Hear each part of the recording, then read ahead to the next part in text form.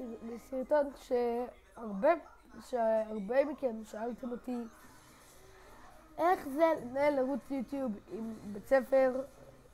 כפי שאתם יודעים, אני בבית ספר, אני לא אגיד איפה, כי לא בא לי, לא, פשוט לא. תצאו עליי בתגובות, זה לא.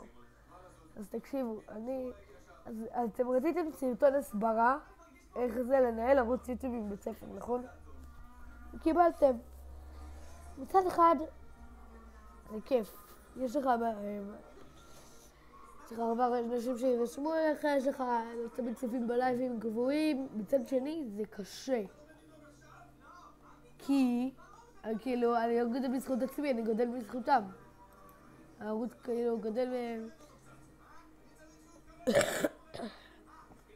סליחה, הערוץ כאילו גודל בזכותם, ולא בזכותי. אז נו. סליחה, הגרון שלי בשיבושים. אז כמו שבאתי להגיד, זה כיף ולא כיף בזמנית. זה כיף מסיבה אחת ולא כיף מאותה סיבה. בקיצור, אני ממש אז יש ימים שאני לא מעלה סרטונים, כי זה קשה לי וזה לא, גם לא עובד לי. אנחנו כבר ב-63 רשומים.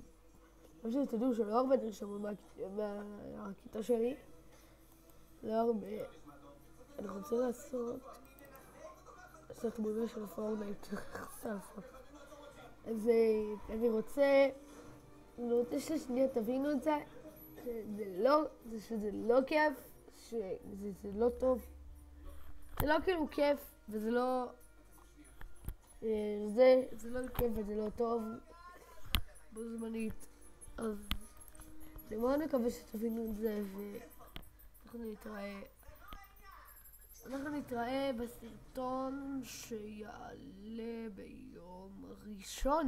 וואי, אני מתבאס מזה שאני לא יכולה לעלות סרטון מחר. אני גם לא רוצה וגם רוצה, אז אוקיי, אחרי שקיבלתי סרטון הסבר נהדר, ומתי תבינו שזה ככה וככה וככה. כאילו, אני תמיד אומר את זה 2 מילים בסרטונים, אבל עכשיו אתם דרשתם סרטון. זה סרטון של 2 דקות, אבל סרטון. 3 דקות, אבל סרטון עדיין. טוב, אז אני לא בטוח, אולי נעשה היום סרטון פורטנייט לפני שנכנס יום כיפור, אולי,